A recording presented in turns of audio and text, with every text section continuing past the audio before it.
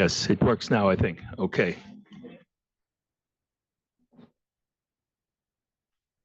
Good afternoon, everybody. My name is Declan Kelleher. I'm chair of the governing board of the European Policy Centre, and I have the honour on behalf of the EPC to welcome you to today's policy dialogue on trade, geopolitics, and the EU's global role in an era of uncertainty.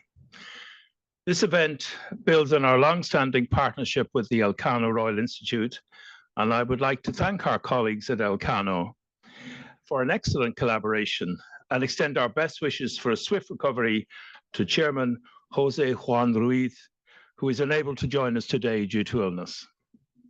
We're delighted to join forces once again, and this time to explore one of the most pressing challenges on the EU's agenda, the future of its trade policy in a volatile and fast-changing geopolitical environment. In today's uncertain world, marked by intensifying protectionism, strategic competition, and mistrust, EU must remain a reliable economic partner while safeguarding its economic security. This means making its trade and economic policy coercion-proof, but continuing to uphold the principles that have long supported our prosperity: openness, partnerships, and rules-based cooperation. Striking that balance will require great ingenuity, but the stakes are high and go well beyond market access and supply chains. Indeed, a forward-looking and strategic EU trade agenda can also bolster multilateralism as a whole and strengthen the EU's global role at a critical time. In discussing those issues, two concrete trade initiatives will guide today's conversation. First, the ratification of the EU-Mercosur agreement, and second, also the ongoing negotiations with India. And to help us navigate this broad landscape, we're honored to welcome an outstanding panel here today, a panel of speakers with deep expertise on Europe, Latin America, the Indo-Pacific, and the wider multilateral system. So thank you, dear panelists, for making your way to the EPC. And thank you also to our audience, both here and online, for being with us today. And now it gives me great pleasure in welcoming Dr. Luis Simon, Director of Elcano's Brussels office, to the podium. Thank you.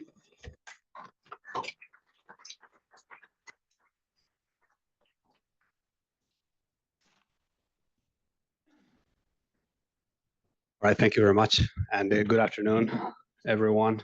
Oh yeah, this is me. I'm Luis Simon, director of the Elcano's office here in Brussels, as well as senior analyst at the Institute. I also want to welcome you on behalf of Elcano and on behalf of our chairman, José Juan, who unfortunately could not be here. He sends his very best. I hope you will also send your very best back to him.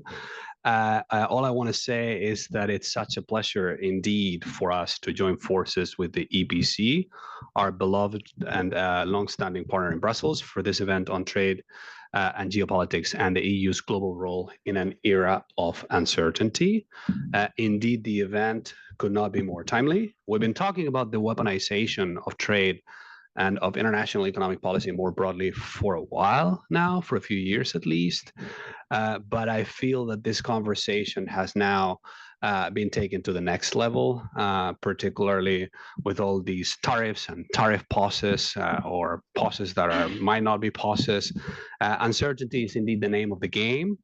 And if it was never easy to separate trade from geopolitical considerations, this has now become outright impossible today. Yet, when we talk about the nexus between trade and geopolitics, we often focus on the big powers and the big guys and how the EU positions itself vis-a-vis, in particular, the United States and China, which is, of course, a critical question. But a key component of that debate, I would say, is how the EU actually engages with other significant trade partners, trade and geopolitical partners, actually, not least as strengthening partnerships elsewhere is a recurrent sort of coping strategy for the EU to be in a better place to interact with great powers and great power pressures. And I think that the same logic sort of applies to the EU's own partners, whether in South Asia or in Latin America or in Southeast Asia. So we are really delighted, and I'll join my EPC colleagues in doing this event to help us sort of get a better sense of these dynamics, and with such an impressive cast of speakers. That's it. I hope you enjoy the event, and thanks again for coming.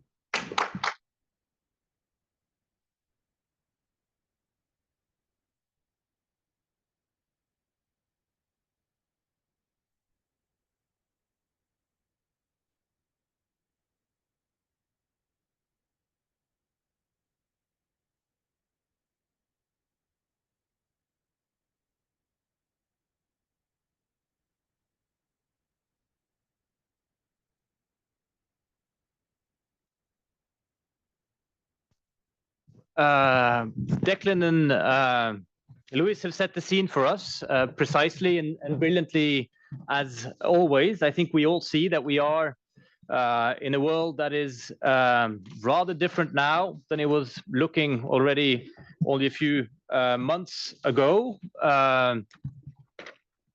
World of weaponization.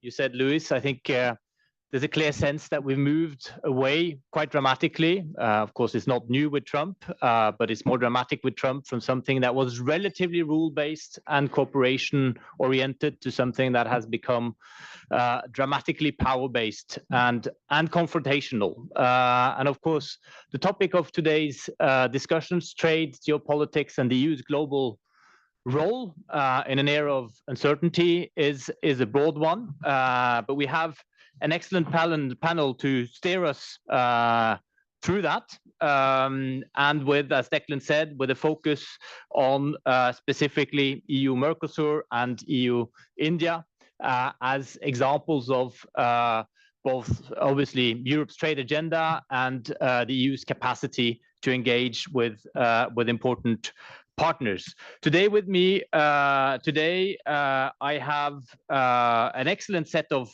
panelists. I will start with, well, ladies first, Isabel Riaño, who's Director General of Competitiveness and Trade at the General Secretariat of the Council, and also a member of Elcano Scientific Council. I think you need no further introduction.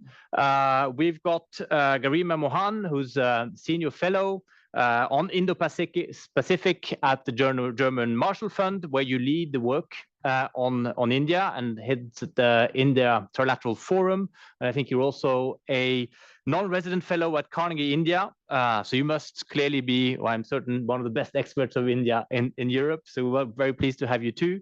Elvire Fabry, also a usual suspect here at the EPC, Senior Research Fellow on Geopolitics of Trade at the Institut Delors in Paris, and also member of Elcano Scientific Council, and certainly one of the leading analysts we have on Europe's trade and economic security policies these days. And last but not least, Ernesto Talvi, thank you very much for also being here. You're a Senior Research Fellow on Latin America at the Royal Elcano Institute, but you also have this specificity in this panel of not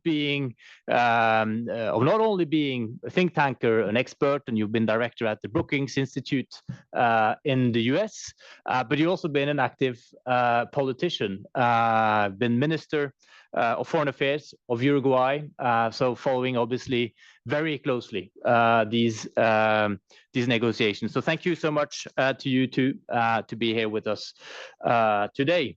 I don't want to be very long in sort of my initial questions and remarks, and then with all the panelists, I think we agree that we will try to keep this very dynamic and not have long introductory statements. But I think it's fair to say in the wake of Trump's return, the EU has sort of accelerated, in a sense, its efforts to diversify trade relations globally. I mean, one aspect of that is the US market becoming more restricted. One needs more new markets, one you need places to source goods from, critical raw materials. And we have seen that the EU has reinvigorated negotiations, has opened further negotiations. Of course, the most important one being the one with Mercosur group that was concluded, was it after a quarter of a century, more than that, 25 years, 26 years of negotiations, but also entered into digital trade deal with South Korea. We launched negotiations with Malaysia, and talks are on with India. At the same time, the EU is trying out new arrangements in trade policy, such as partnerships on clean industry and critical raw materials. These are less burdensome, but they're also, of course, less in the scope of this. So there's a lot of things going on. But at the same time, in this rush to strike deals, there is, of course, deep-seated resistance that's been there for some time, skepticism in Europe towards free trade that is sort of temporarily pushed aside. So, and that, I think, raises real questions also now in the context of the ratification of the Mercosur deal. So those are one of the aspects we'd like to discuss. And I think there's a broader question also, and it's very interesting to hear the viewpoints from Uruguay, from Indian expertise, or expertise on India, on how the EU's rush now to move forward will be perceived. Does that put Europe in a position of strength, in create a proper dynamic, or is this something that eventually will lead to disappointment? I wanted to start with you, Isabel. You sit at the core of this in the council. We had positive news on the Mercosur front just at the end of last year. But how is this looking forward, going forward now? Is this going to epitomize really a new capacity of the EU to engage, to broaden? Is it going to deliver substantially for Europe and also for Mercosur in this new environment, or is this still facing difficulties ahead in Council in the process of ratification? Thank you very much, and thank you, Elcano and EPC, for inviting me to participate in this panel. Before going to Mercosur, I wanted to maybe go back a bit on some of the elements that we've been mentioning, and to underline that the EU is not and has never been protectionist. I mean, if anything, the EU has been the biggest trading area in the world. It has the biggest number of trade agreements with other areas of the world, and has always been engaging with third parties, either individual countries or groups of countries, to find trade agreements. It has been part of the agenda for growth, jobs, and I know there's always this Mercosur deal putting forward some sort of European protectionism. I think that what we need to say is that basically Europe is not protectionist, and is the biggest trading partner and the biggest proponent of trade agreements. And the work in getting trade deals has never stopped from the EU. Now, what we can maybe anticipate is that, one, there are a number of deals that are in the making, and that will maybe go faster, not only because it's of the interest of the EU, but also because it's in the interest of the third parties. I mean, it's not that it's something only to the interest of the EU, but also to third countries, and more so as this weaponization of trade is becoming more and more evident, and particularly with, I mean, one of our traditional friends becoming more and more complex, to put it this way. So first of all, let me remind you that lately, the EU has concluded deals with, let me see so that I don't forget anybody, Chile, New Zealand. We've had digital trade deals with Japan, Singapore, Korea. There's an economic partnership deal with Kenya. So we're always engaged. And currently, negotiations, I mean, we've finalized Mercosur, finalized the trade negotiations. Then the rest of the what needs to be done still will take some time.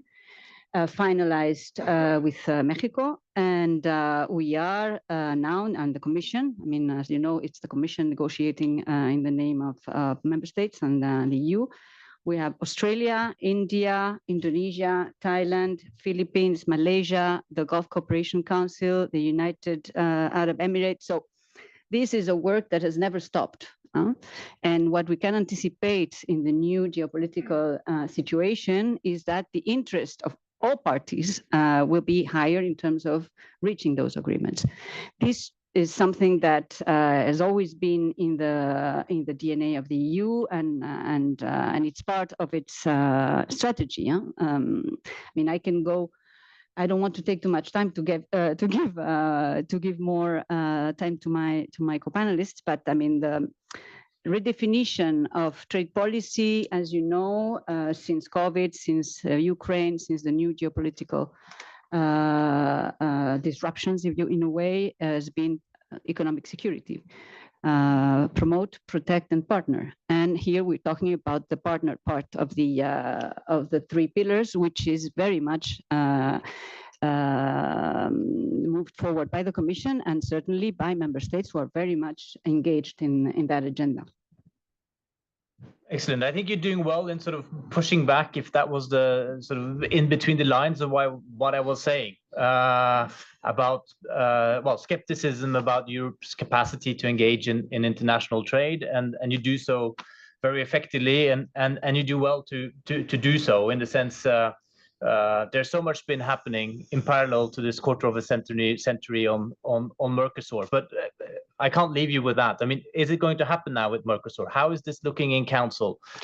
Is this going to be ratified? I cannot. I don't have a crystal ball, and I mean, we're still going through the legal scrubbing. But I mean, and I don't want to say anything about any member state because I'm not. This is not my my turf and my job. But I think that, and I'm pretty confident that this will happen. So we will manage in this moment sort of to overcome the sentiment of cars traded against cows and I think so. I think there about is deforestation and all this. We have the collective capacity to. I think so. I think that first of all, I think we need to engage in a lot of communication to explain what's in Mercosur and to sort of tone down criticisms that might not be fully real. And there's a lot of urban legends in what is. There are instruments that can be used for more sensitive sectors, and I think that the momentum with what we're seeing with the United States, with the geopolitical situation, with the need to engage more and more. I mean, we cannot lose the momentum and not agree on a deal with one of the biggest regions in the world, with Mercosur. I mean, I think that that would defeat Europe's purpose, and I'm very confident that we will find a way to ratify it. I mean, to sign, and then member states will ratify.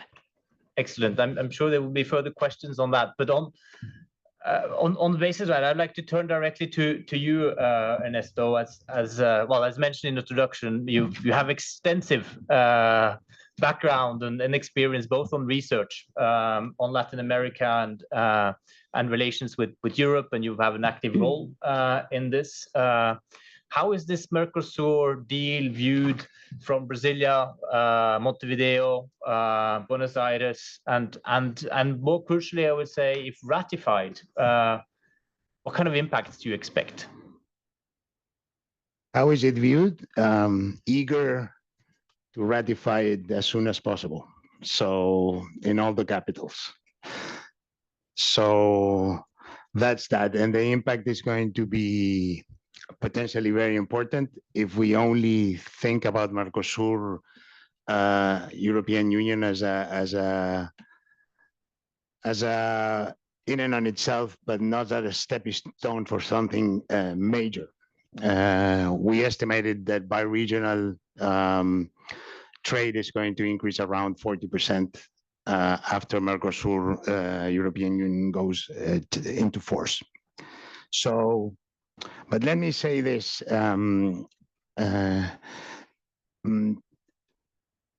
The European Union needs to find its place in the world, and therefore the European Union Mercosur, we were discussing this in a meeting we just had, is crucial for the credibility of the European Union and for its role in defending and upholding a rules-based order with willing partners, which is most of the rest of the world, except perhaps the US and China. So Mercosur European Union is a very important agreement in that sense. It's a show me the money moment. The European Union needs to show that it is up to the task of leading the world in upholding the rules-based order. So the question is, how can we do it in a way that it's technically feasible and politically feasible? And this is what we are suggesting going forward. Once the Mercosur European Union agreement is ratified, the European Union is going to have agreements, FTAs, with Mexico, Central America, the Caribbean, Colombia, Ecuador, Peru, Chile, and Mercosur. That's 95% of the region's GDP. The US, which comes in second, has agreements with 44% of the region, and China with 14% of the region. So the European Union would become the most important strategic partner of Latin America, based on, as you said at the beginning, Declan, on organized cooperation based on rules, okay? So if that happens, the question is, how can we go beyond the hub and spoke kind of system that we are going to have, which is all of the blocks or countries of Latin America have a conversation with the European Union, but we do not talk among ourselves. So what we are suggesting very schematically is making all these FTAs interoperable in order to go beyond bilateral FTAs into an integrated economic zone that would allow for the creation and development of global change throughout many countries of the regions and Europe, and in any direction. It doesn't matter who the final exporter is going to be, by simply going into a extended accumulation of rules of origin. Okay, so I don't want to get into the technical aspects. We have a second paper coming out that will deal with them. If we do that, we are going to be able to create an economic bloc that is going to be 1.1 billion American billion people and a GDP the size of the United States. And I think it's going to become a template on how Europe can go forward with other regions that could follow this kind of model that would be interested in doing the same. Whether Canada, TPP, Canada actually can be part of this. It is in the Americas after all, with a little bit of a discontinuity, but it is in the Americas. And so I'm pretty convinced that not only Mercosur European Union is going to be finally ratified, but we are going to go even further given the situation in which we are today in the world, into creating an economic bloc that would be fully integrated. And many people tell me it's very difficult. Well, nothing that is worthwhile, it's not difficult. And sometimes the politically impossible becomes inevitable. And this marriage is, believe me, inevitable. It's meant to be. Excellent.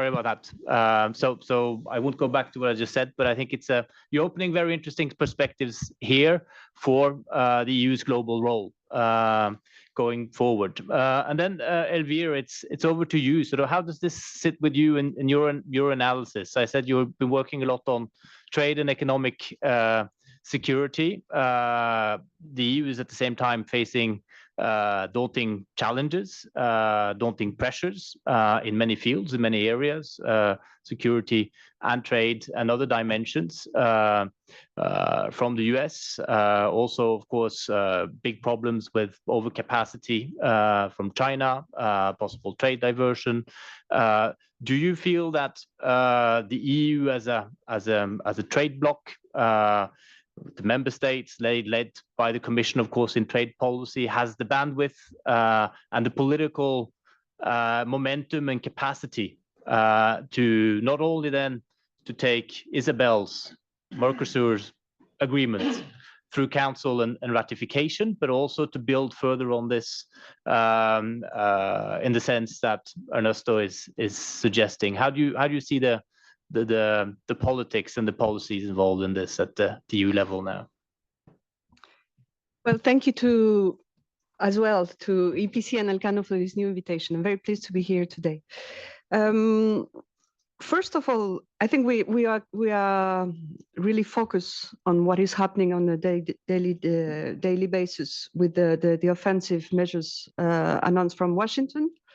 And this is obviously supporting an ambitious agenda for diversification. And we are not the only one. The whole world is thinking about diversification. I was in Shanghai last week, and there were several representatives from the ASEAN countries. And the same mood is shared everywhere. With the idea that with a sort of defensive approach, we have to be able to compensate what we'll be losing in terms of access to the US market. For them, it's quite specific in addition because they are intermediate countries. And we think, of course, about a country like Vietnam. It's not only about diversifying, it's about trying to see what will be the next strategy if they cannot have that sort of function of intermediation. But they're also thinking about this diversification in terms of opportunity. And I think that in the EU, we are still in a very defensive position. Defensive position because we have much to lose, obviously. And we are particularly targeted by the US for some very deep concerns, which are regulatory concerns. It's not about trade deficits. And we are quite impatient to have Washington putting on the table really what they expect to be really able to engage into a negotiation, what we cannot do for the moment.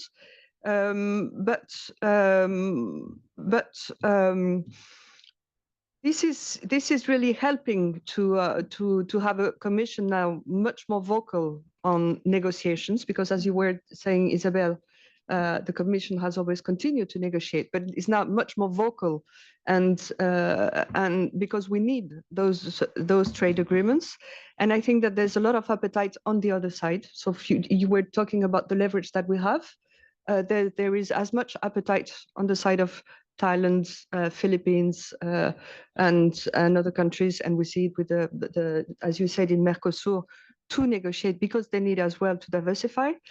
And this is not only about market opening and as a sort of insurance policy preparing to what will be the landscape of global trade when we'll see how the tariffs are settling down and how the companies can take their new decisions to adjust their supply chains. It is also about preserving or at least avoiding an erosion of multilateral rules. And there the EU is incarnating a sort of solid pillar of defense of multilateral rules. So in addition to those bilateral agreements, we need to think about how we can consolidate a sort of buffer zone between the US and between China. The US offensive on WTO, MFN, China willing to support the status quo of the situation when we need to move forward because we have new issues about overcapacity, but also about investment and beyond what is related to trade, the imbalances created by notably Chinese investment throughout the world. And that there the EU can really have a catalyst role to bring together some third countries to build that sort of buffer zone of rule-based system.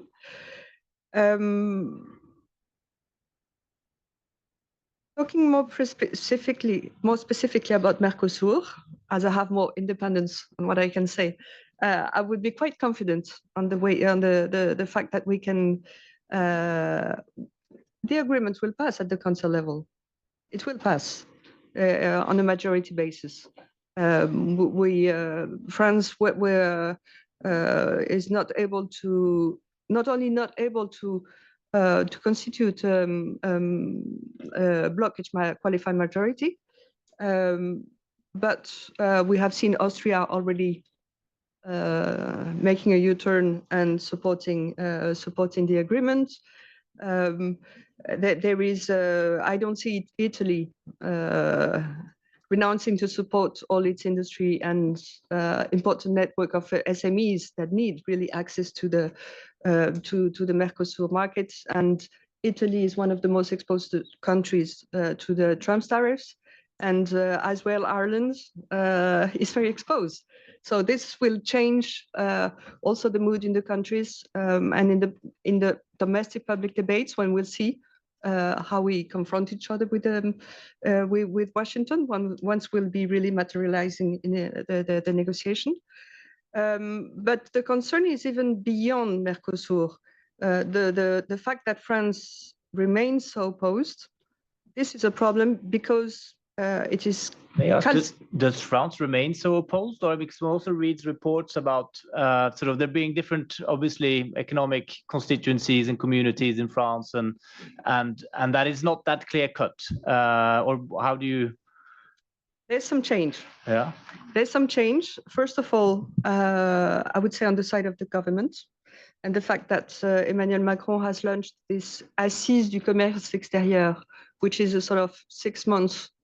Less than 6 months, but 6 months national conference, allowing to bring together the federations of the different economic sectors, industrial sector, agriculture sector, to discuss many issues related to trade, not only Mercosur. It's important. It's important because we had a sort of frozen debate on trade in France since 2017. And you see that the position when you listen to French deputies or senators, the arguments are the same as in 2017. They are completely frozen, and they are completely disconnected from the global landscape and the reality. And from the industrial side, they have been very silent and cautious, and they start to be a little more vocal. And even within the agriculture sector, when you engage really with them, you see that the ones that would be benefiting from the agreements, obviously, wines and liquors, but also the dairy sector, are starting to be a little more, to engage a little more. And they were sort of a silent minority, and they're ready to engage much more on and to have a more frank debate. At this point, I think that the fact that the vote at the council would be planned for July. Potentially. No, okay. No. In July we get the. Going to explain the whole legality. You have to have the microphone on. Sorry, no. I mean, before going to council, we need to do the legal linguistic revisions. So that will take a while. So what's the calendar, correct? Isabel? Don't leave us hanging on that. Not before December. Okay, perfect. Well, I think we need time. And at least it's not before July, before the supposed end of the 90 days for the reciprocal tariffs would be, I mean, we would have some new discussions with Washington, and we would start to see also the impact of Trump's policy. And this is important for the Europeans that are also, or at least on the French side, would be supportive of some protectionist measures. So it allows really to, you know, to message the debate in the French public opinion. And I think we need that time now that the government has engaged on that issue. Thank you. Excellent, Elvire. I mean, you not only unpacked the debate on Mercosur in France, and but also pushed towards or highlighted that there is a new dynamics now, both with regard to trade in France and other European countries, but also more broadly. And of course, Ernesto set out sort of a template for the future based on the Mercosur. One also reads about ideas around the CPTPP. We can get back to that afterwards, but it's interesting. There's a lot of thinking going on. But before we push that conversation forward, Garima, now over to you. Of course, your focus is, as I said before, very much on India. Mercosur is taking or has taken a lot of the media attention when it comes to EU and trade. But looking east, India seems like a glowing prospect also, or does it? What is the likelihood of an EU India trade deal, and also what's in it?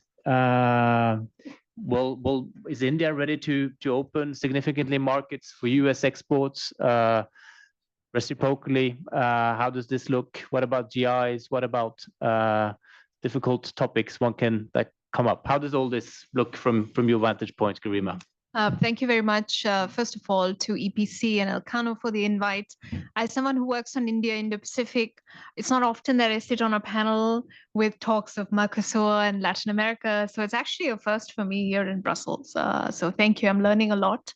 On the EU-India trade deal, I mean, the prospects have never looked better. When you speak of Mercosur being negotiated for 20, 25 years, I mean, we're close on the India front as well. On that timeline, it's been lots of ups and downs and negotiations since 2003. But three things are different this time. First is a political will. I'm sure you all noticed the landmark visit of Commission President von der Leyen with the entire College of Commissioners -1 to Delhi, which was truly remarkable, historic, and was received as such from the side of New Delhi as well. And for both leaders, Prime Minister Modi and President von der Leyen, to then come up with this deadline of the end of the year, I think it is really ambitious, but it also then hitches a lot of, I mean, it's certainly pressure on the trade negotiators to find a solution because the political sides wants agreement concluded by that time. I also think it's important to look at India's changing stance on free trade in general and trade agreements in particular. In India, famously protectionist country, has been engaging in a lot of negotiations. I mean, we just concluded a trade deal with the UK. There's one with the US in the works. The EU, obviously, with Australia. India's talking of updating its sort of more early harvest agreement to a more comprehensive one. And I think that is a direct consequence of the tariffed world we live in. While the US-India relationship is very strong, and even with the second Trump administration, it's been quite constructive engagement, all countries have to hedge against the uncertainties caused by tariffs and the general trade environment precipitated by this administration. And India's response has been to diversify, indeed, its partnerships as well, and to come to the table more sincerely in a more constructive way. I mean, you ask your colleagues here, and I think they would corroborate to the fact that the mood has shifted in New Delhi. So I think all the science point, and the third point is that India is very keen on attracting investments. So this idea of attracting China +1 strategy of investments, or having more European companies invest in India is key. For India, job creation is crucial. It wants to have more manufacturing over. You have schemes such as the production-led incentive scheme, PLI, which has worked really well in electronics and semiconductors, attracting fabs to India. This has been a very key part of the US-India relationship. And of course, it would be important to see that in the Europe-India one as well. So I think these three factors, for me, make it more likely to have a trade deal. Of course, it will not be as comprehensive as, say, your deal with New Zealand or Vietnam. But as I heard an Indian interlocutor say, it will be commercially meaningful and mutually beneficial. So I think those two points would be something to look at. Obviously, if it's a very shallow agreement, it will not be of the EU's interest. So we don't see that coming through. It won't be of Indian interest as well. I was just in New Delhi, where we run our India Trilateral Forum, where the EU delegation did mention the conversations are more advanced, that we have surpassed that idea of having a shallow versus, some other agreement. So I think overall, the signs are looking positive, and I really hope that we are able to deliver on it, because somehow the FTA has become the biggest deliverable in this relationship. And if we're not able to deliver on it, then that the window of opportunity for EU and India that has recently opened up because of rising tensions with China, because of a more unpredictable United States, that window would close. So it's crucially important, as you said, Ernesto, politically, it's really crucially important also in the India case for this to come through and to be delivered. Excellent. You're pointing to a window of opportunity, and that is quite concrete based on the engagements that have been taken. And it's interesting how at the moment when Trump is hiking up or imposing tariffs, crazy tariffs on everyone, you're saying that India is ready to loosen up tariffs and regulations. And of course, this is a chessboard. You mentioned US, you mentioned UK. What degree of priority does the EU have for India compared to others? And a sort of a second question is so what do you think in a deal the EU manufacturers, for instance, would be able to sell more of? And reciprocally, what is it to go beyond the shadow deal that India is looking for from the EU? Mm-hmm. Your first question in terms of priority, US, UK. So the same question was asked to our Commerce Minister, Minister Goel, and he said it's like choosing between his children. So he does not want to make the choice. But I presume it's the most important is the United States. It is the most important strategic partnership that India has today. We have the Quad Leaders Summit scheduled for the fall. I'm sure India wants to get a deal through and to get the relationship on track. US-India ties really focus on defense, technology, sort of a broader security economic partnership. And we've seen signs of continuation from the Trump White House, very positive engagements with India. So we will see that continue. I think the EU is also very important. I mean, UK didn't even have a deadline and they got their trade deal. I mean, one can argue that it's a much smaller one, but still it's, Prime Minister Starmer said it's the biggest deal the UK has made since leaving Europe, and the best offer India has put on the table to date, which is a good sign for the EU negotiation as well. If India has moved on certain things which have been taboos in the past, that's a good sort of sign for the UK, for the EU negotiations. And then, I mean, it's really difficult for me to talk about specific industries and sectors, but because it's a pretty vast negotiation, but I can talk a little bit about what India wants from the EU in general. And we've always seen 4 things that are streamlined in every agreement that India has, trade and otherwise, with member states, as well as the EU. One is, of course, technology, cutting edge tech, but also green technology, sectors where India wants to move up the value chain in terms of manufacturing, and where the EU wants to maybe de-risk from China. I think those sectors are really important. General migration mobility is something that comes up from the Indian side. Increasing trade and investment. I mean, Indian politicians will say they didn't sign RCEP because they wanted to look westwards for all of these things. And then, of course, security defense is a key element, including co-production manufacturing in India, which is beyond the scope of the trade agreement, but it is an important aspect of the relationship and what India wants from Europe more broadly. Thank you for that. And there's a question, of course, in that is that when you very quickly you point to things going beyond a pure trade agreement and saying obviously the US is priority number one for India, also for those reasons.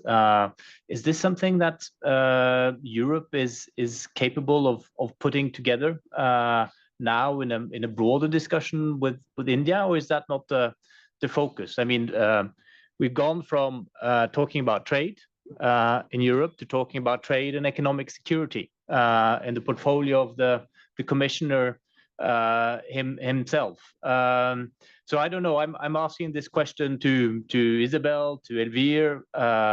You see, the title of this panel is the EU's global role. Trade and geopolitics are linked. Do we have the heft right now to sort of to think more broadly and have a more important discussion with India than sort of the pure tit for tat of a trade agreement? I think it was very interesting to hear Garima make that list of wishes that also goes into defense and technological cooperation and these kind of things. Elvire or Isabel, is that something you would like to comment on? Maybe a couple of words on India, just to underline that having a trade deal with India is and has been a priority for the EU for a while. And I'm happy to hear you say that India is very much also open to that. So I think, again, the situation is opening up possibilities that we need to be able to read now. Negotiations with India have always been complex. I mean, the EU is complex. India is also very complex. But I think that from the geopolitical point of view, I think that Europe understands very well the importance of India, not only as a market, more beyond what the market opening would mean. That's why the Commission went to India. It was the first trip by the President of the Commission after getting into office.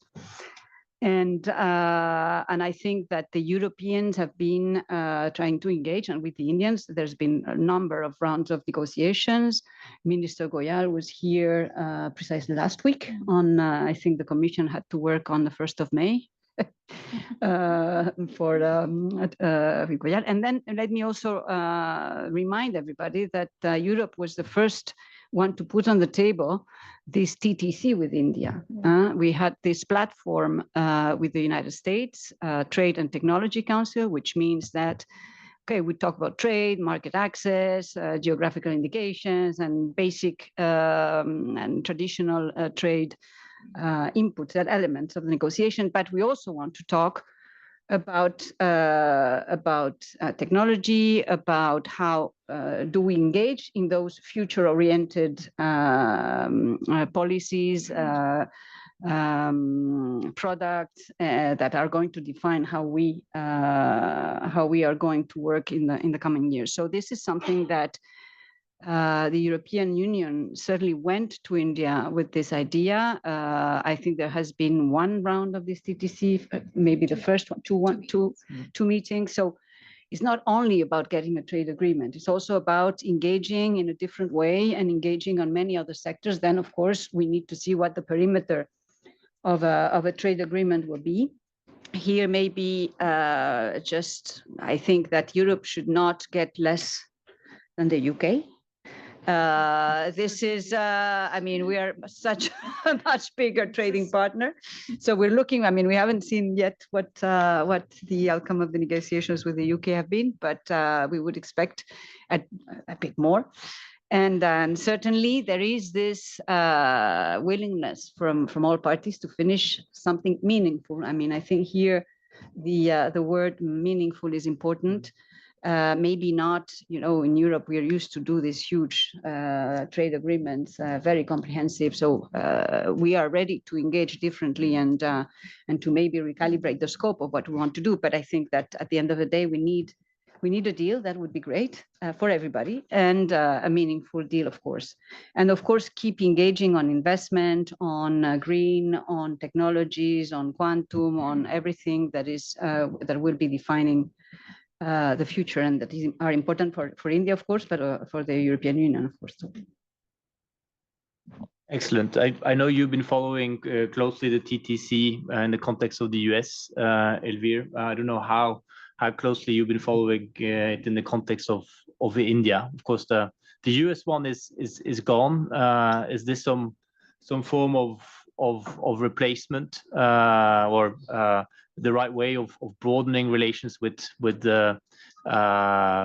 India into crucial technology issues, cooperation on a number of files that don't fall into a traditional trade agreement? And is also, do you think this is that kind of agenda is also a template for other engagements across the world now, or how do you see this this broader economic security and technology relations now? And then afterwards, I'd like to push sort of the conversation back to Ernesto's point about how one creates a meaningful rules-based system across the world now. But Elvire, if you wanted to come in and comment on this first.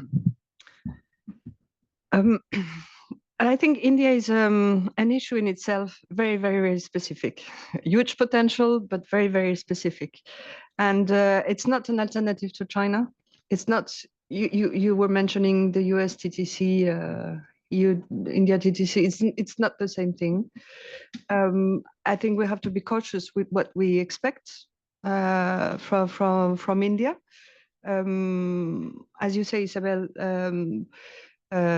we hope to have more than the UK. Of course, we hope to have more. But what do they expect from the EU, and what are we ready to give to India? That's not obvious as well. How much openness we want to give to India. India in itself is the first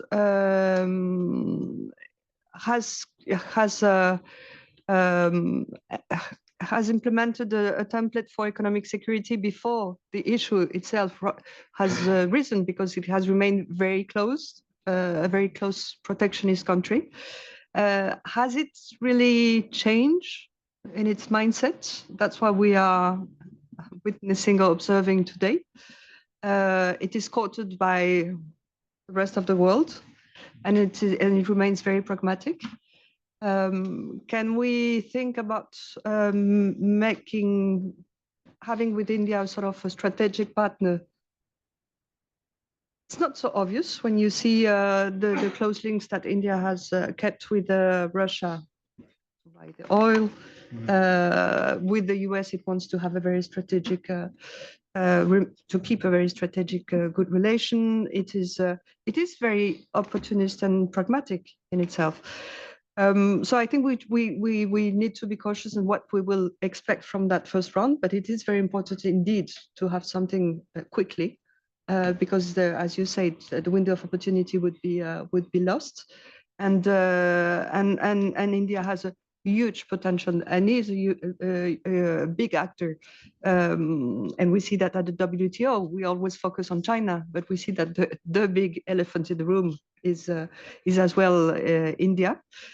I think it's very important to look to focus on the cooperation on the tech side. When you look at the scientific publications of India in the last year, the trends of publication is really rising, and it's expected to to bypass the US in the ranking in the next 4 years. So this is, I mean, we have with China, we have an incredible ecosystem for technological innovation, and India is not yet there, but it is really increasing very quickly in some sectors, and we should focus on those sectors for closer cooperation, and notably, as you mentioned, for investment and not only trade access to market, but really focus on investment issues. You say very clearly, India is not an alternative to China. You said, I mean, and everybody, a lot of people talking about China plus one policies, diversification. In what is India not an alternative to China? Is it we're too export dependent as Europeans on China, or we're too import dependent on Chinese technologies in many critical green tech areas, or what is it? What are the breaks, the frictions, or the lack of potential in an EU-India partnership, as one can expect? Also, EU-Chinese relationship will be difficult in times ahead. And does that come down to economic factors, or does it come down to political willingness to engage, to open markets, to gain a foothold? What do you mean by it's not an alternative? And if also you want to come in on this, Garima, that's interesting. Well, first of all, I think it's not an alternative for the companies that are already settled in China for long. Not to give the name, but one European OEM producing in China was telling me that their annual benefits in India represents 10 days of benefit in China. So you see, I mean, it's not something that you can breach from one day to another one. But once again, the potential is huge in India. And you see the middle class increasing. And so the potential for consumption is there. I think in the short term, it is rather that China for us is a challenge in terms of reduction of access to a consumption that is in itself slowing down. But it is the challenge that we have with China is to be able to stick to the innovation capacity.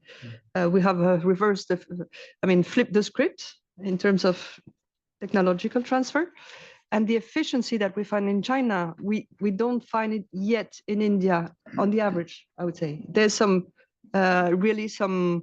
sectors, in which they are excellent, but as a broad ecosystem, we still face some huge problems in terms of infrastructure, logistics, and this is huge. I mean, the time has a cost just there's a huge potential in terms of skilled labor force, engineering.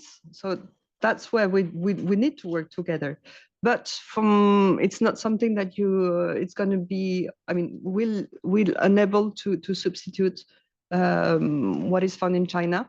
And we have the perfect example of the iPhones.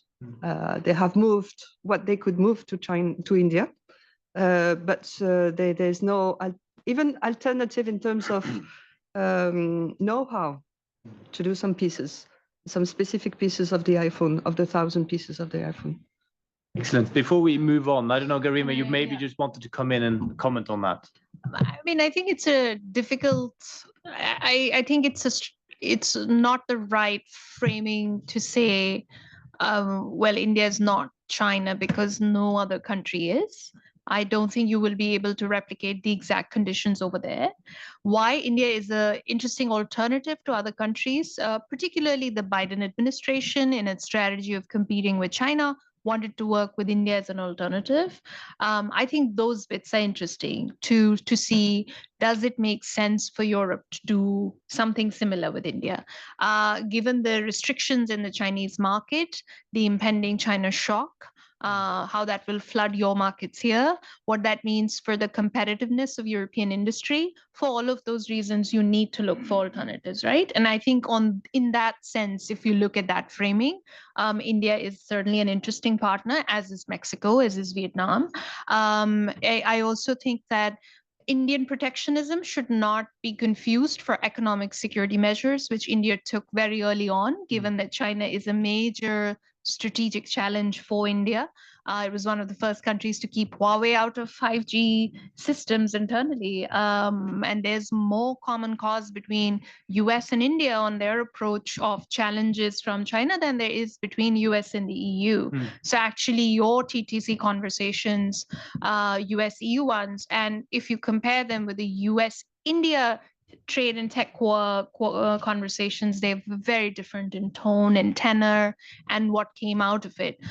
So I do, and after the border attack of 2020, India went through very strict measures restricting direct, indirect investment from China, public procurement, and they have not been turned around. So there are many sectors where they're trying to keep supply chains away or clean off as much as possible because we live in an interconnected world. It's really difficult, which also makes India an interesting partner, in addition to the potential, etc. And then on iPhones, I mean, when we listen to or look at, for example, Apple India, and I think they're manufacturing around 20% currently, and by 2040, 1 in 6 iPhones will be manufactured in India, which is like a decade. So I do think they seem optimistic in general. Also, semiconductor companies generally have reported more positive experiences, but yes, it is on a case-by-case basis where on certain sectors, you remove barriers to entry and make it easier, and it's not as systematic as it is in China. But I think that to replicate that one-to-one would be difficult in any place, particularly India. Excellent, thank you for that. We've been done some deep dives now in both into Mercosur and EU-India relations, and I think it's sort of time to resurface also and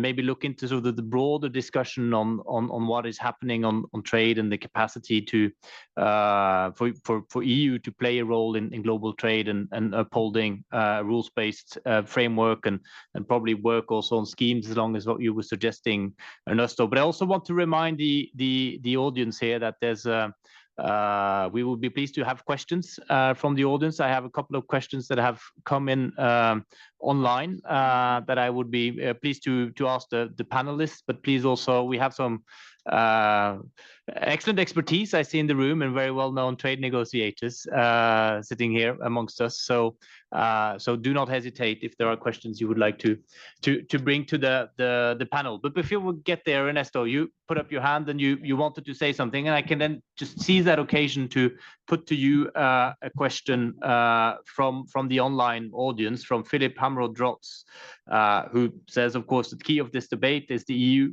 and its role it can play in structuring global trade now, and that's the test of credibility of Europe as a main player on the global arena. And you set out some ideas, but what he points to is sort of the coherence amongst EU member states, but also, and that's the part to you, Ernesto, when you talk about EU Mercosur being the start of something bigger, a roadmap, you told it, for regional integration.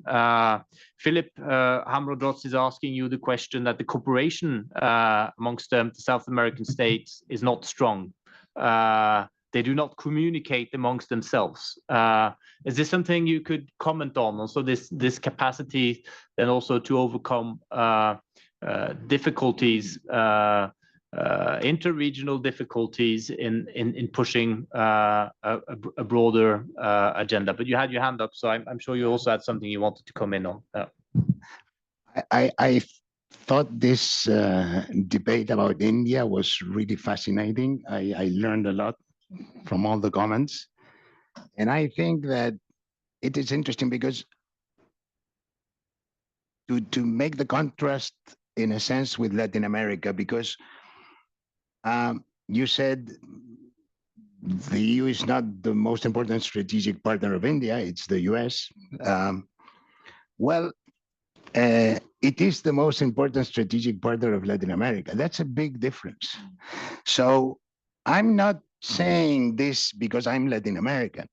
Maybe so, a little bit, but it's because Latin America is the natural strategic partner of the European Union. It already is the natural strategic partner. So if Europe wants to build a template of a subsystem, of a rules-based order subsystem, then Latin America is the place where to start.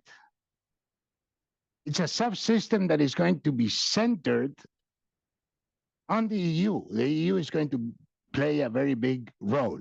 Now, just before I continue a little bit, the coherence among EU member states, I always say, I've been living in Europe for the last 2.5 years, only that period. I always say that statistically, the European Union doesn't exist.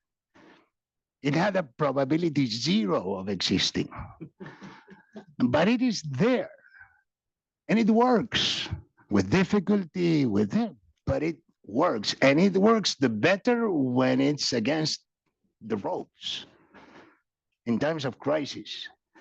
So I mean, don't underestimate yourselves.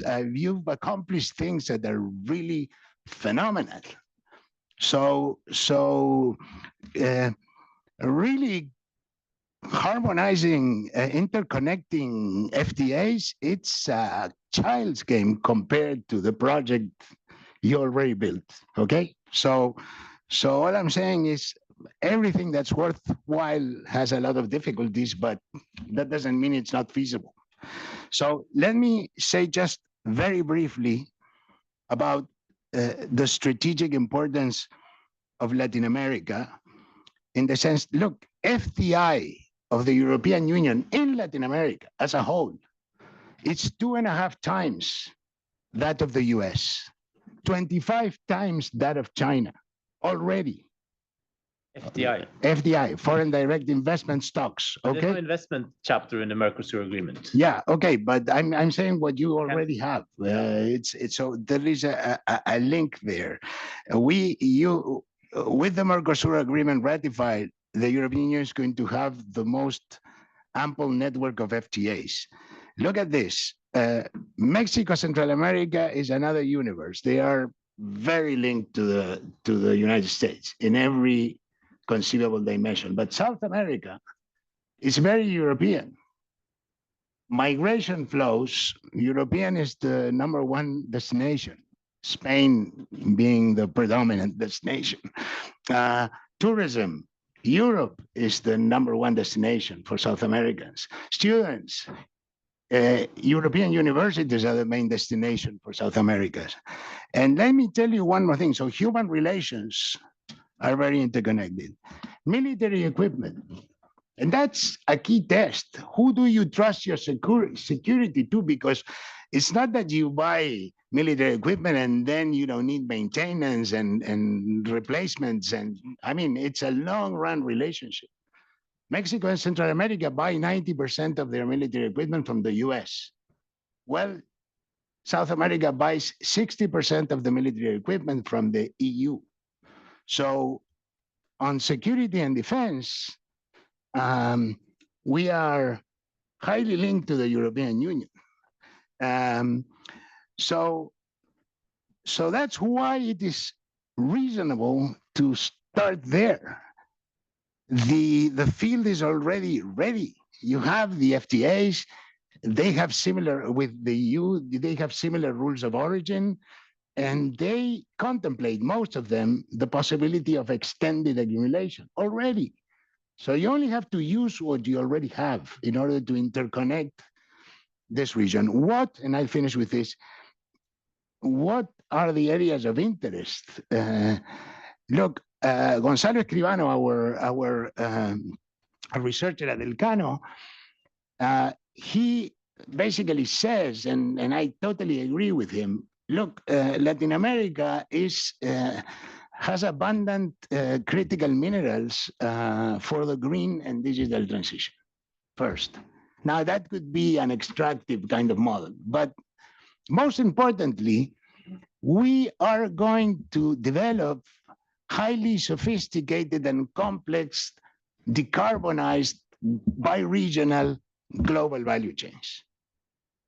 So Europe is going to put the technology, the know-how, and the capital, and we are going to put the renewables, abundant renewables and cheap renewables that are needed for decarbonized value chains, including data centers, among other things, but any energy-intensive industry that needs to go green. So the complementarity is there, and this interconnection makes those value chains feasible. If not, they're not. If the EU uses an input from Chile, it cannot export, it cannot consider Chile's input as originating if it is exporting to Mexico on the FTA with Mexico. You need to interconnect them. And then the possibilities are really very large of developing joint endeavors that are going to be fruitful for both sides. Excellent, Ernesto. I mean, you make a very compelling case for South America and broad dimensions of partnerships there. And we touched upon earlier about sort of TTC formulas and or Trade and Technology Council formulas cooperation as the US has with India. Maybe that's also an idea of something one could develop with South America. But I find it interesting also you talk about the EU as a statistical error, but that it's there.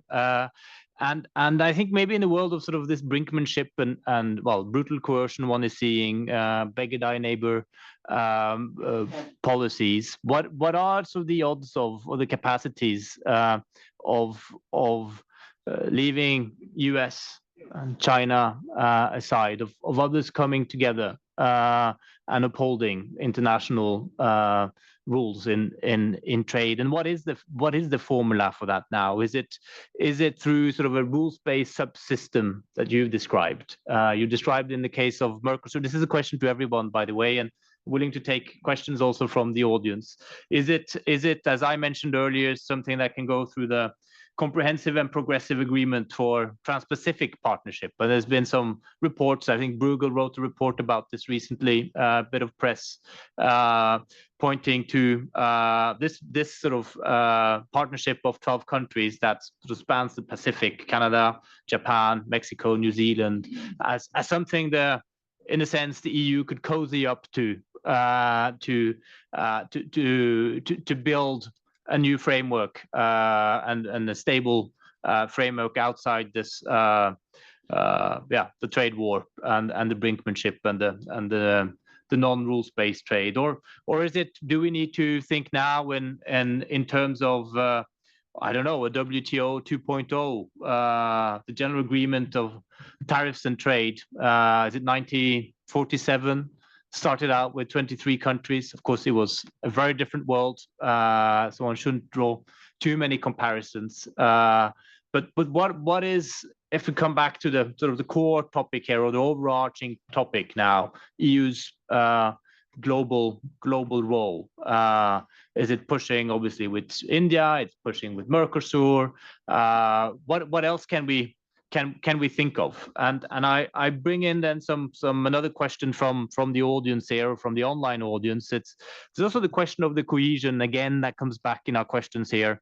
The cohesion amongst the 24 members in such endeavors, in opening up trade, the possibility of being picked apart by the US.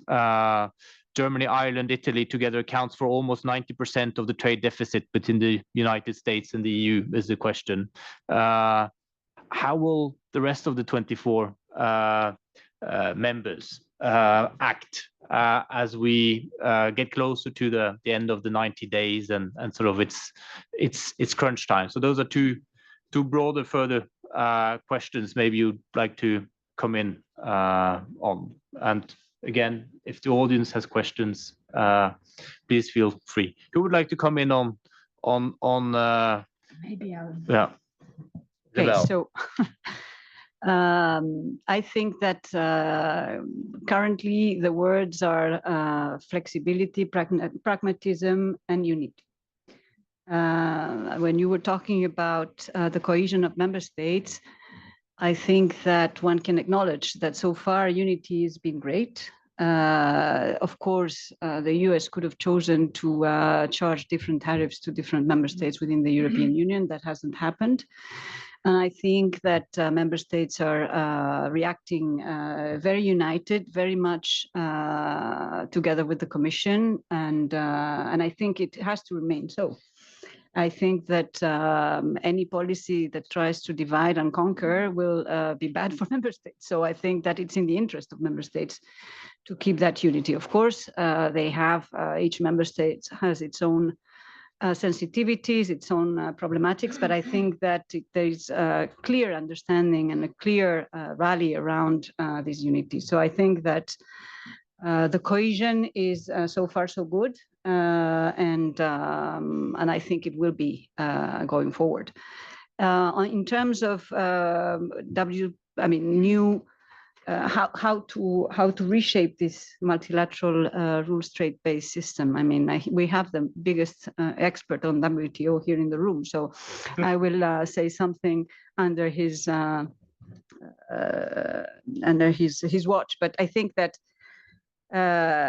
we need to rethink WTO. I think the WTO still organizes 80% of trade. No? So I think that it's a useful instrument, and we need to still to keep it. Of course, the dispute settlement system has been a big problem, and it doesn't look as it is going to change. So let's start thinking about this WTO point 2.0 or whatever, with like-minded countries that want to keep the system going. I think this is worth exploring. Of course, going more and more to plurilateral agreements is also important. The bottom line is that for those states that want to keep engaging in trade, there are platforms that work. And I think that we need to be more practical, more flexible, maybe less ambitious, but at least start creating new platforms that will help us in the future. And certainly the European Union is fully engaged in that. I think it's within the WTO, the European Union is one of the drivers, and it will keep doing so. We have a ministerial conference next year, so it will be very interesting to see how that plays. Thank you.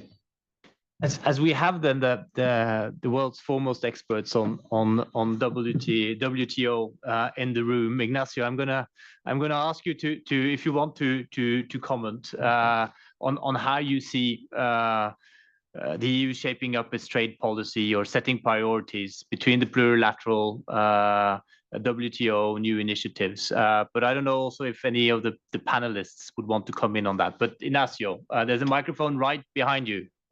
Okay. No, thanks a lot, Georg, and it's really been a fascinating discussion. There is something which Ernesto said in the beginning on which I really 100% agree.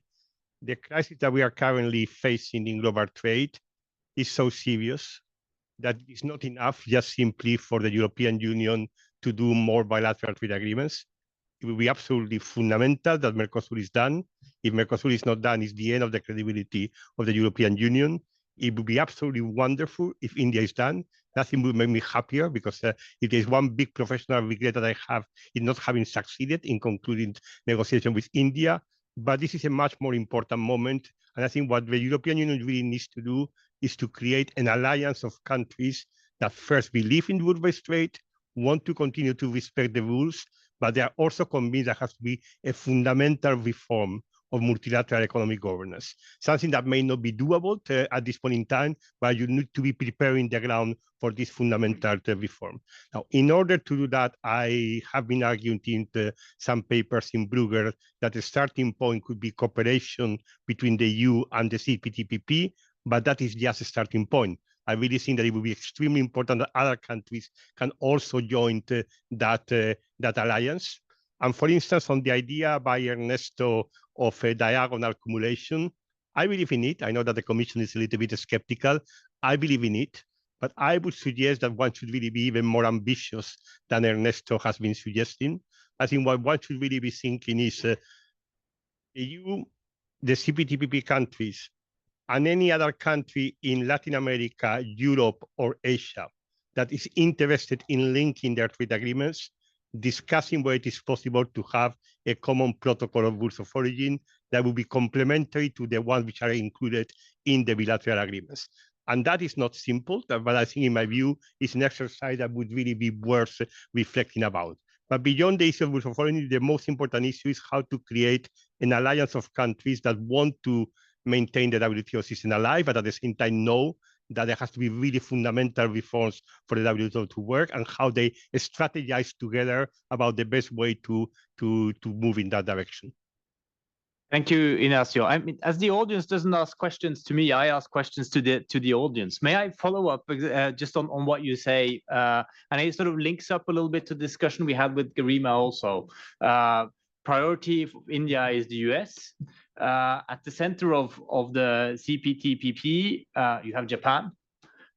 Will not the priority of Japan in this moment be to arrange its trading relationship and its issues with the US, rather than to be seen as scheming with what the rest of the CPTPP partners and the EU on something alternative to this new world in trade that the US is drawing up? That is the challenge. I'm really watching this space. I will be very interested to see what is announced later today in terms of the agreement that has apparently been concluded between the EU and the UK. I mean, I hope that there are not elements of this agreement which are in fundamental contradiction with the rules of the WTO. So I will be quite interested to see. Between the US and the UK. Yeah. Sorry, US and the UK, sorry. Yes. So that, I think that's something that will be very, very interesting to watch. But, you know, doing cooperation between the EU, the CPTPP, and other countries is not an anti-US initiative. It is basically agreeing that we believe in the rules. We believe that the rules need to be reformed. We need to see how we structure our cooperation. And hopefully one day, probably not in the next 4 years, hopefully one day it will be possible to have the US engage in this exercise. So it should not be presented as being an anti-US type of agenda. Everyone is engaged one way or another in trying to fix the problem with the US through bilateral negotiations. But what I think will be very risky if you enter into bilateral agreements that are in fundamental contradiction with the rules of the WTO. And that's what I think it will be important, that as much as possible, everyone who is engaged in bilateral negotiations respects that principle. Excellent. Thank you for all that input from the audience. Now we got 2 minutes left of this conversation, and a number of our panelists wanted to come in. So why don't we just do a final round? I can't remember what the reverse order would be, but I think you put up your hand first, Elvire. So let's do Elvire, Garima, Isabel. So ladies first, and then we end with you, Ernesto. Just some final comments or reflections on the aspects we have discussed. Elvire. As Ignacio just said, we need to see what's in the UK-US agreement, and depending that it is, if the UK remain aligned on MFN principle or not. This is an open door for others with the risk of domino effect. And in fact, when we're talking about sketching that potential alliance, the first stage of the rocket should be first to manage the response to the EU and any kind of negotiation in a way that we don't erode precisely that MFN principle. But then we have to build a second level, which needs to be a positive agenda, because as you said, Japan doesn't want to doesn't want to antagonize the US. Wouldn't make any step in the direction of any alliance that would antagonize itself with the US.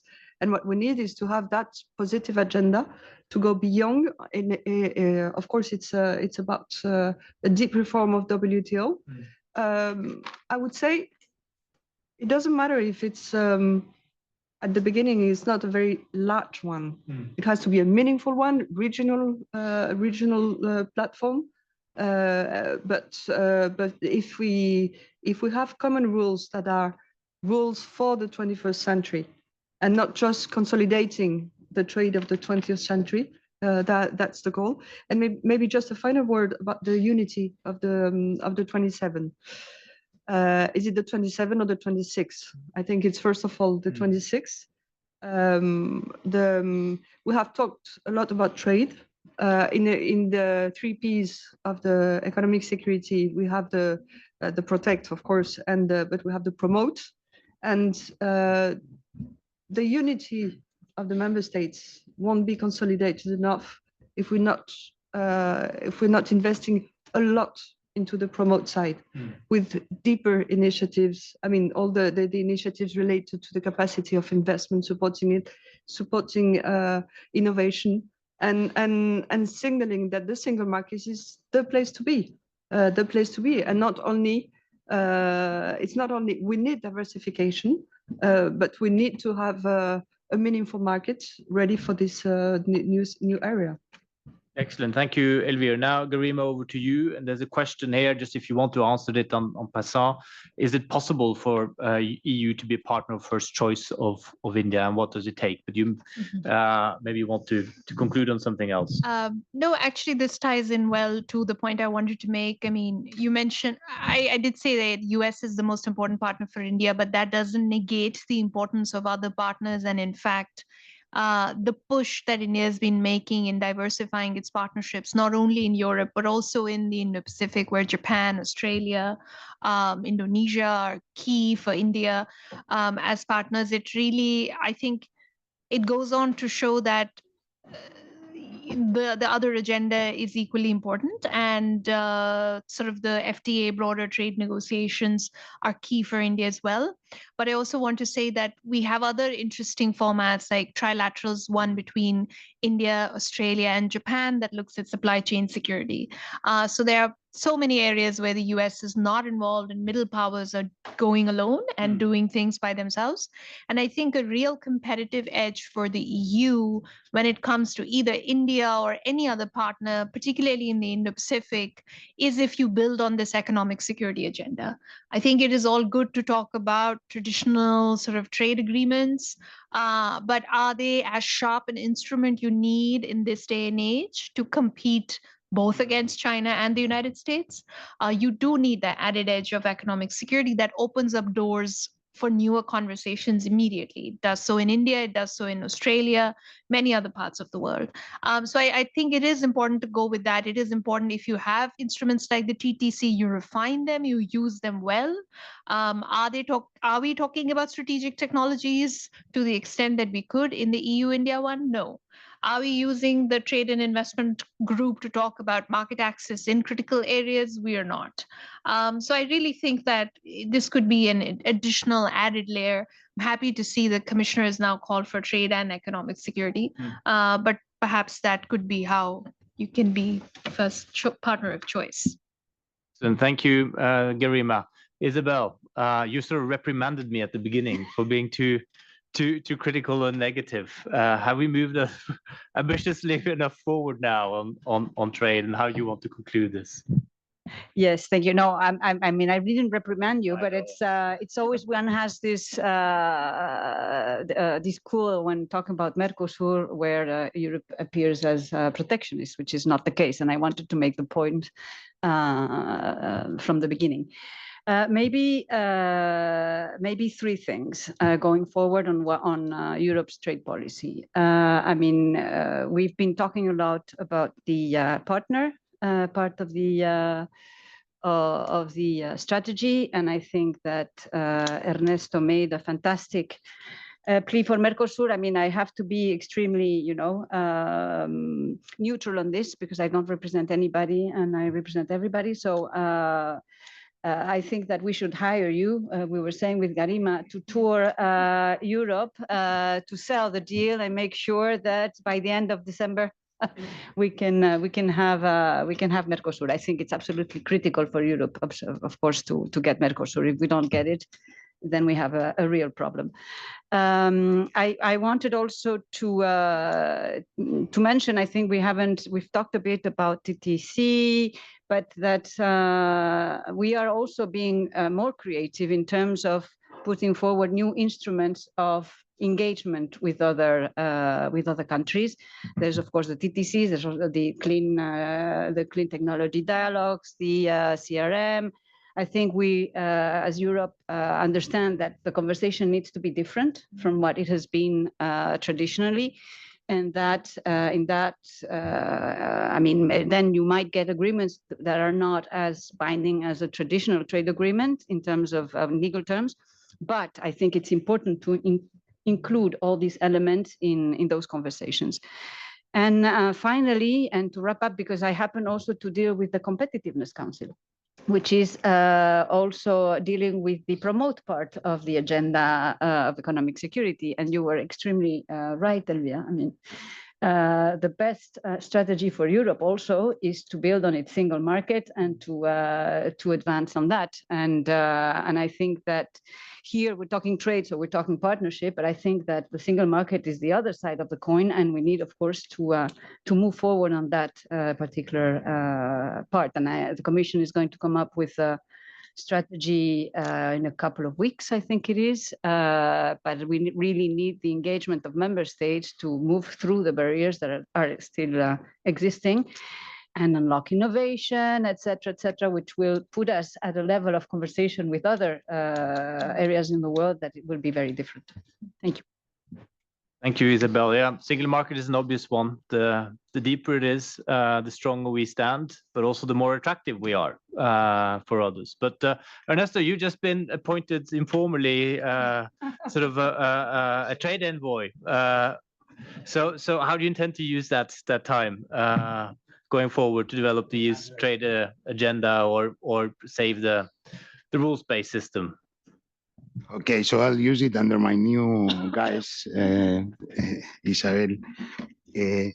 First, Geoff, let me amend. I did not say that the European Union was a statistical error. I said it was a statistical impossibility.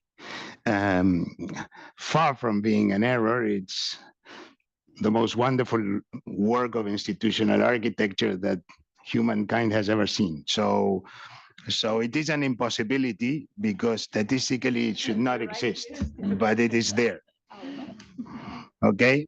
Second, Ignacio, I like your suggestion a lot. In fact, the paper we are publishing next week with the concrete proposal, which I will be eager to discuss with you, calls for a common protocol on rules of origin in order to be able to interconnect all these FTAs in the least costly technical and political way. Now, if you want to say, look, anybody who wants to join, make their FTA interconnected, whether in Latin America, Asia, it's a very interesting idea, Ignacio. And I like to always start small because small is feasible, and therefore then you have the template and it could be scaled up. But I take your point, and I think it's very important. And finally, Geoff, on the EU role. This is how I see the world, but it may be too schematic. You have really three big economic blocks: the US, China, and the EU. They are approximately equal in size. The US is 23 trillion, I think it's billion in Europe, trillion American dollars. China is 18 and Europe it's 17. Okay, so all the others are really very small compared to those three blocks. So in a world where you cannot trust the US of being predictable, and in a world in which Latin America and Europe do not want to become extremely dependent on China, for whatever reason, doesn't matter. We need to create a system that orbits around a different sun. And there is only one candidate to be the sun of this new orbit, which is the European Union. Because of what Isabel said, you were always pro-trade, you are very open, and you have FTAs already that are WTO compatible, that are ready to be interconnected and expanded in ways that will uphold the rules-based order. So I think the EU has a hugely important strategic role to play in this new order. Thank you for that, Ernesto. I think those were excellent remarks to conclude this roundtable. I was a bit worried by the broad title. There was so much to discuss, but I think we've done a good job in doing both a deep dive into Mercosur and India, and also discussing the broader systemic questions that we are facing and the role for the EU. Thank you for everybody's participation, also for the participation online. We have over 100 participants who stayed with us all along.